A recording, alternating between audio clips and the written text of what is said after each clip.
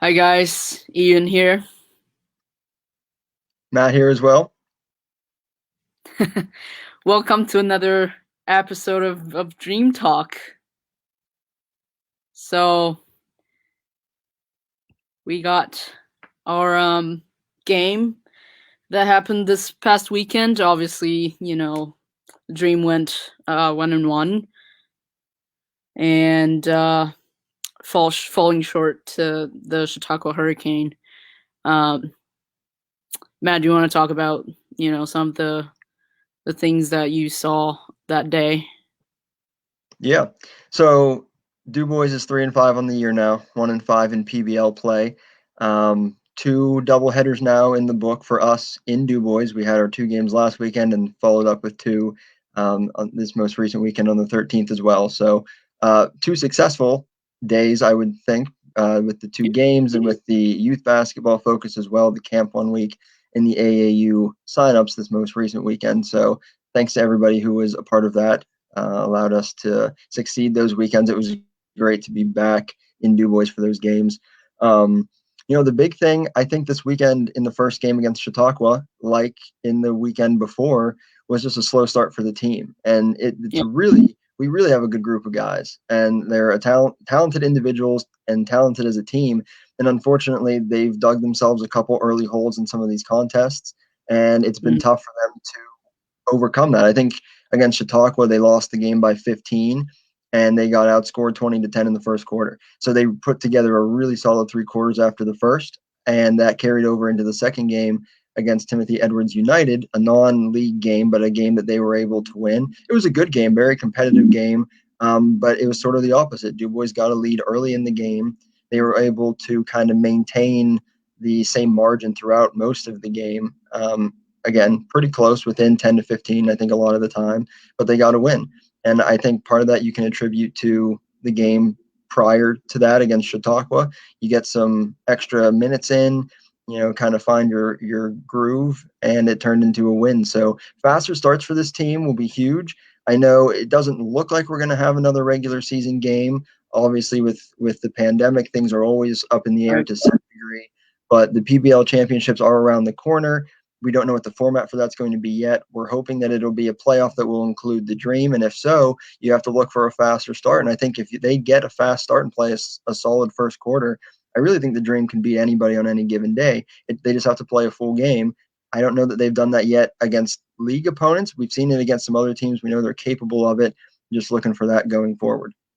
Yeah, and I know we were like us too. We were talking, before we went live, is that they have to stop digging themselves into this big hole, to start the game because we were just going through film earlier, and they really didn't have a bad offensive possession. The first like 3-4 minutes, but then whenever they got back on defense and they got knocked down that way, then it starts, falling behind. And so that I agree that they do have to, step up the first quarter, and especially, if we're trailing most of the game, when the substitutions come in, it's hard to work with that kind of margin, and kind of have to chase, the other team the whole game as well. So I definitely Yeah, agree with you.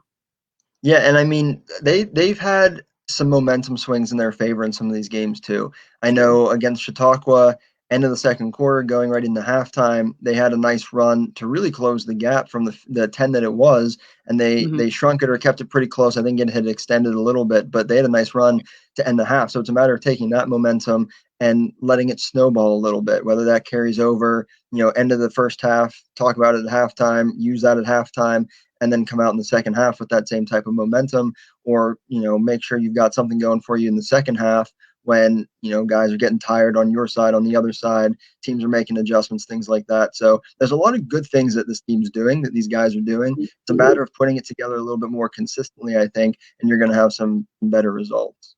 Yeah, for sure, and I think it does help, with the momentum, playing at home in front of our home fans, and obviously what we're doing, with the sounds and everything. But we'll talk about that. in a little bit, but I do want to highlight some of our players that played pretty well against the Hurricane.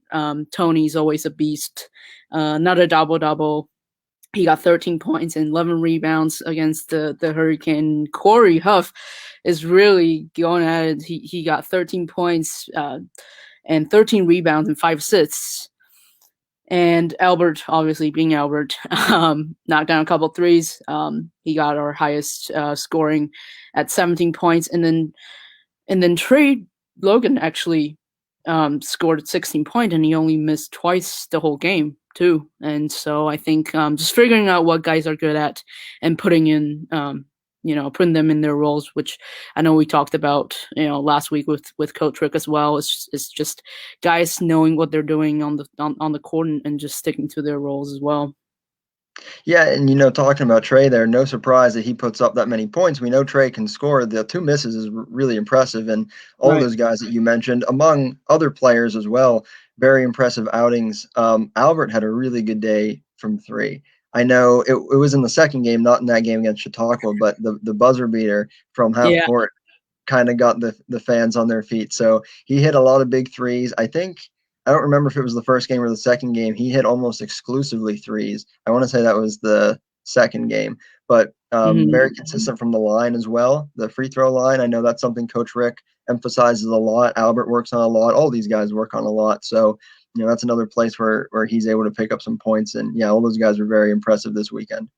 Yeah, for sure. And talking about stats, I mean, as our season wind down, we have some seasonal stats for you as well. Our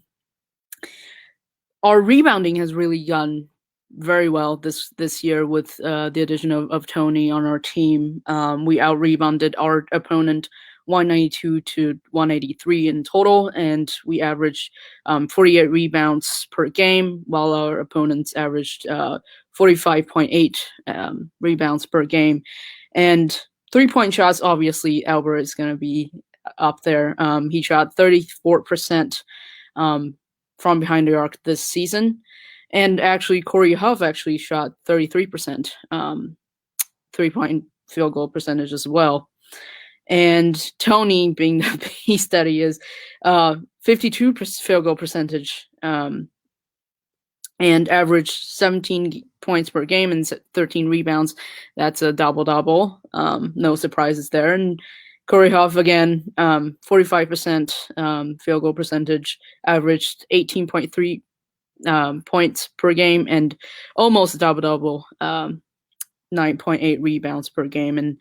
And Albert, again, averaged 13 points per game. So, I mean, these guys can really score, and they can, do good during the game if they stick to their role, and then, they know what they're doing. And so it's no surprises that obviously Tony averaged a double-double, staying down low. I think for one game he had like 11 offensive rebound or something like that. It was just, he's such a beast, in the paint.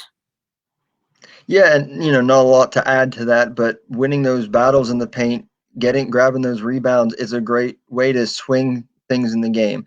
To get some easy points to stop the other side from getting some easy points. So having that +9 margin in the rebounding category on the season has been, I think, a big thing for the Dream. And then the 3-point shooting, you highlighted Albert and Corey. Coach Rick has tried to implement a few different strategies from beyond the arc. I think some have worked better than others, but largely I think that's a big place where, again, Du Bois has been able to pick up some points. That's been a strength from those two guys. So the work down low by Tony, among others, and the work along the perimeter from Albert, Corey, and others as well have been 2 really strong points for the Dream this season. Yeah, so hopefully during the PBL Championship Series, we can step it up and, like all the things that we said, step up the first quarter and sticking to their roles and everything. But yeah, that's all for sort of things on the court. And I know we do want to talk about, our experiences so far working with the Dream, and especially like during this pandemic and this weird time, putting on games. I know you haven't worked a game in a while, so Yeah, my experience prior to this was Division 1 athletics at Robert Morris. My pandemic experience was on March 10th last year. We played our conference championship game at home, packed the arena, won the game. The next day, classes got canceled. So we flipped the switch like that. And that was the first, the game on the 6th here in DuBois was the first time I worked a game since then. So very grateful for the opportunity. It looked a lot different, obviously. Shout out to DCS, DuBois Christian School, for letting us use the gym. Definitely a different experience for me coming from Division 1. We just opened a new building, but I mean, just as energetic. We didn't have a lot of fans. We couldn't have a lot of fans, but the ones that we did have made it feel like a full gym, and I thought that was great. But just being able to be back working a game, see the team on the court. These guys have been fun to work with all year. So I was excited. I know, Ian, you've made some trips to Erie with them for different showcases. I did not, so I was glad I got to see them play a game in person. For you, you hadn't done basketball prior to this. It was baseball for you last summer. So what's that been like, the transition from baseball to basketball? Coming to DuBois, this is sort of a different, you've been going to school in Philadelphia to DuBois, two very different places. So, I mean, what's your impression been now over the last couple of months? Yeah, I mean, obviously, yeah, like you said, my previous experience is in baseball and minor league collegiate baseball, but same thing. Like it's so different. Even though we were able to play last summer, during the pandemic. However, baseball is outdoors, and obviously it's a lot, more spread out. In the baseball stadium compared to the dream that we have in DCS, and so it's very different. And obviously we worked the first week trying to put on all the precautions and just try to keep everybody safe. And so yeah, I mean it's I don't know, magical really to see sports happening in front of our eyes, because if you think about it, last year, March last year, like nothing is happening, no sports, no nothing, and we were just all stuck at home, and we didn't even know when sports is going to be back. And so, really, just the ability to see sports happening right in front of us and being able to have fans, welcome fans back in, that's a huge component of putting on games. It's just fan experience. And we were able to do that for the local community, which I value a lot, because community is such a core value for the dream, and for me personally as well. I think being able to provide that, to a local community is huge. Yeah, no, I agree. And, we can sit here and nitpick about the play on the court and wanting them to get off to faster starts and things like that, but they're on the court. And at the end of the day, that's priority number one. And the fact that we've been able to do that and do it in DuBois, we got to go to Erie for some showcases, and that's almost teases you a little bit, right? Like you want to get back to your home building, even if DCS was new for us, get back to the hometown and play in front of the fans. Yeah, no, I'll tell you what, Matt, it's not even the same. Like Erie, obviously we're very fortunate to have a gym to play in regardless, but like it's not the same at all. Like there's no fans, and it's almost like a rec center that we played in. And so there are other courts, they have stuff happening, and so it's just it's different. And honestly, after seeing our home fans and then playing at home, I don't know if I'll ever want to go back to playing Erie again, but obviously we'll see how this plays out. But yeah, it's very different. But I think being able to put that on, this past two weekends it's been a blessing, really. Yeah, and look, if the PBL playoffs are in Erie, we will be more than happy to go back to Erie. But I get your For point. sure. Overall, much better to be in DuBois. There's nothing better than playing in front of the home fans.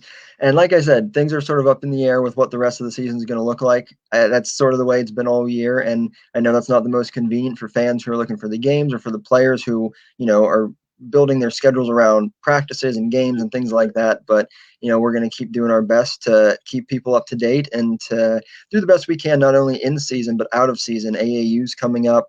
Yeah. We've had some different ideas. I have, Coach Rick has had a pile of ideas. Albert always has a pile of ideas. So We're hoping that we can execute some things there towards the end of the season and into the off season. We're excited for all of that kind of stuff too. And so just because the season might be winding down, certainly the Du Bois dream will be front and center, because we intend to keep it that way and to keep providing for the community in different ways throughout the course of the calendar year. So, Ian, I don't have a whole lot else for this episode of Dream Talk. Mm-hmm. Appreciate, always fun talking with you about this, and for the fans who are listening, appreciate you guys tuning in as well. Like I said, keep an eye out for updates on social media. The Dream is very active on social media, so as soon as we know information, you will know information as well For sure. regarding regular season games, if there turn out to be more on the horizon, and then the PBL championships, which will be early April. So unless you have anything else, I think we'll wrap up the episode, and can't say anything other than just keep your eyes peeled and stay up to date with the Dream. Yeah. All right. Sounds good. All right. Thank you, everybody, for tuning in, and we'll see you next week.